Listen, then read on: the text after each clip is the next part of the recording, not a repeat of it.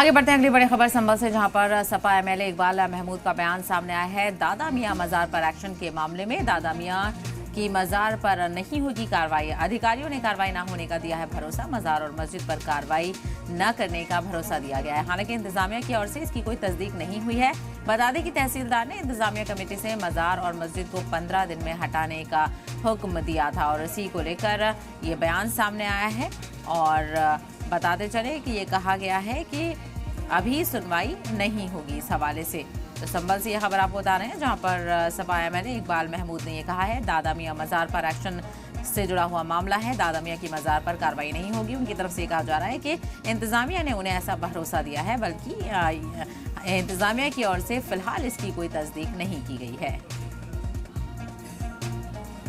अधिकारियों ने आश्वस्त किया कि उस पर ना तो कोई विधानसभा है, ना ही कोई नॉन जेडे है, तो अधिकार तो इनका है ही नहीं। तो हमारा अधिकार है